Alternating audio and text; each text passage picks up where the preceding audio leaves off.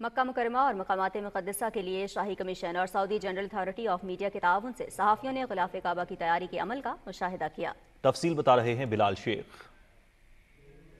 کعبے کی رونق، کعبے کا منظر، اللہ اکبر، اللہ اکبر۔ خانہ کعبہ کا غلاف یکم محرم کو تبدیل کیا جاتا ہے، جس کے بعد نئے غلاف کی تیاری کا ایک طویل مرحلہ شروع ہوتا ہے۔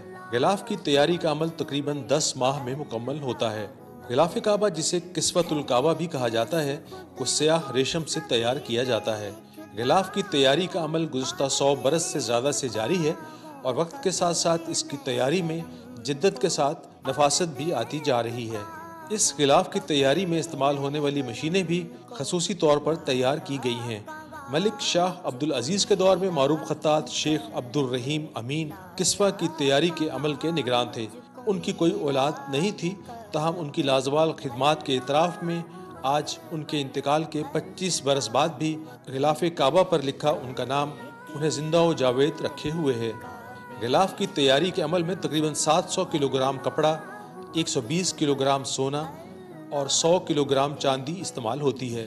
یکم محرم کو کسوہ کی تبدیلی کے بعد اس کے نئے غلاف جو اس کی تیاری کا مرحلہ جو ہے وہ کام شروع ہو جاتا ہے، اور اس کی تیاری کے لیے جو کپڑا ہے خاص طور پہ وہ جرمنی سے امپورٹ کیا جاتا ہے، جبکہ اس کی تیاری کے لیے دیگر جو میٹیریل ہے، جو دھاگا استعمال ہوتا ہے، جو گولڈ کی تاریں اور دیگر سامان، وہ اٹلی سے منگوایا جاتا ہے۔ غلاف کی تیاری اور سلائی میں 169 کاریگر حصہ لیتے ہیں، جنہیں گریجویشن کے بعد غلاف کی تیاری کے لیے 9 ماہ کا خصوصی کورس کروایا جاتا ہے۔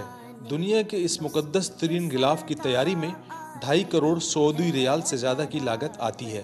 بلال شیخ، پاکستان ٹیلی ویژن نیوز، مکہ مکرمہ۔